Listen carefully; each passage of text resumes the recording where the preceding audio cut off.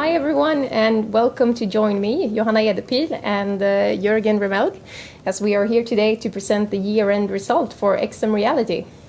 Hi everyone.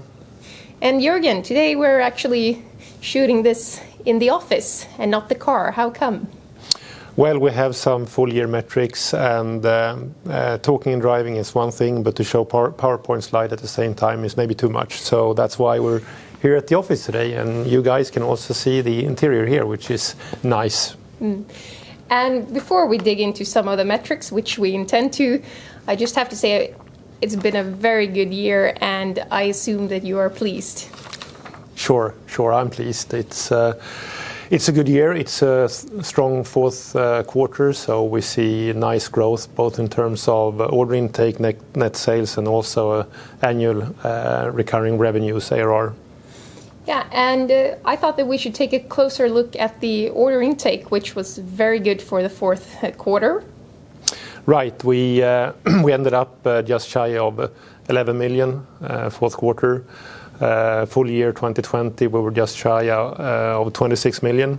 So it's good absolute values, and of course the growth rate is also nice on the order intake. Usually the fourth quarter is a strong quarter, and also this year, so it's pleasing, absolutely. In our last interim report, we introduced a new metric, the annual recurring revenue, and we also touch upon that in this report, and it's actually a very central metric for our business. And why is that? Well, it's essentially the net sales that we start the new year with. So coming out of 2020 and into 2021, we're starting at 17.6 million. And this actually means that we have achieved a growth during 2020 of 117% of our ARR. Right, that's the number that we have achieved going into 2020 and coming out of 2020. So it's absolutely the strongest metric we have, and we should also remember that that metric also compensates for the churn that we have had during the year. What are the main factors behind this big increase? I think this stems from the vision and strategy work that we did this spring, or the spring 2020.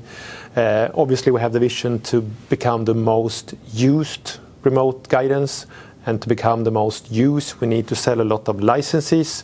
And to sell a lot of licenses, we need subscription contracts as opposed to hardware contracts, as opposed to proof of concepts or pilot contracts. So it's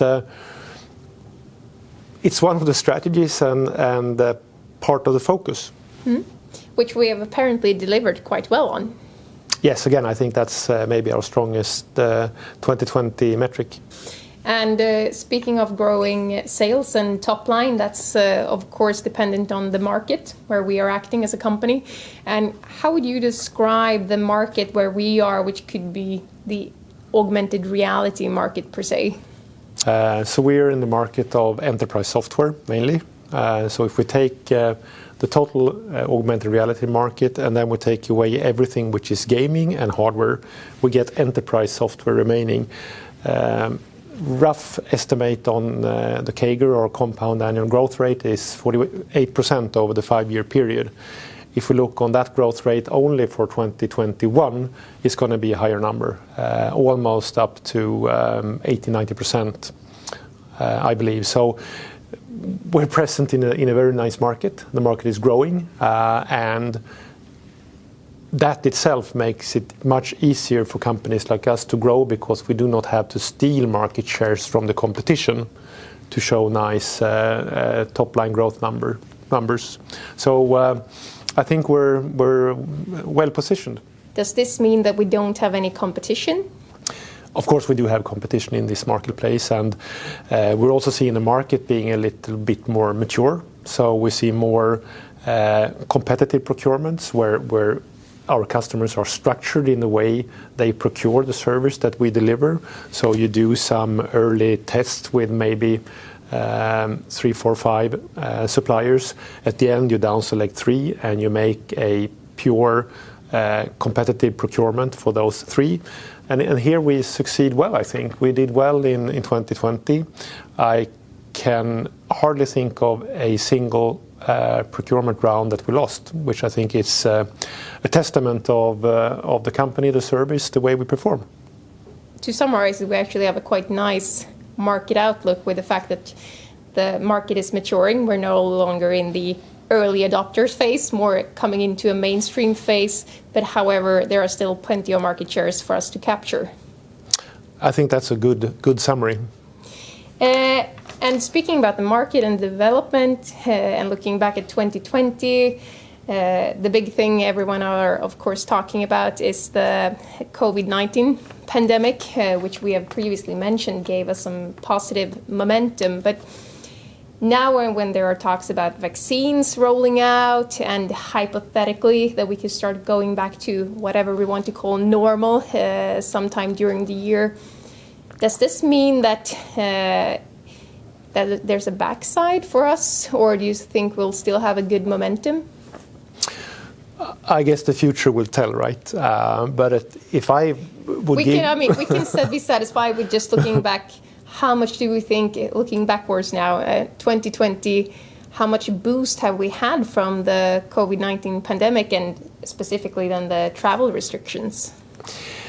Yeah, I think it's difficult to assess, but at least myself, I see this new behavior in the marketplace being permanent. Obviously, companies are making money or earning money from implementing in our service. We see return on investment as short as 6 months, which is, I think, extraordinary. And it's a no-brainer to implement, more or less. And I do think that we'll see some continued acceleration from the COVID-19 pandemic now being obviously prolonged for all of us. Also pushing companies into a new way of doing business or doing services or fixing their problems, meaning that I think no one wants to make the travel unless it is absolutely necessary. And everyone, they wants to maximize the utilization of their expertise, both in terms of project management, quality, technicians, responsible engineers. So I think the spectrum is very large, and I really think now this will be a permanent behavior, which also 70% of our customers confirm that it will be. So we've covered some different metrics and talked about the market. If you would wrap this up and try to summarize the biggest takeaways for our investors, what are those? Well, I think we come out of 2020 in a good situation, right? We had a net sales growth of 74% and associated cost growth of only 7%. I mean, the ratio between these two are really a nice ratio, right? So we come in strong into 2021, and we also act on a market which is in a very nice growth rate at the moment. And we also see that the market in general and the customers in specific are really requesting our service in a different and much more mature way. So I really look forward to 2021. So without saying too much about the future, we can at least summarize that we think that we have a very good start position in the year, and then we'll simply see where we end up with the next interim report. Absolutely, and we'll work very hard. Not only me, but the whole team. Yes, we will. And with that said, thank you and goodbye. Goodbye.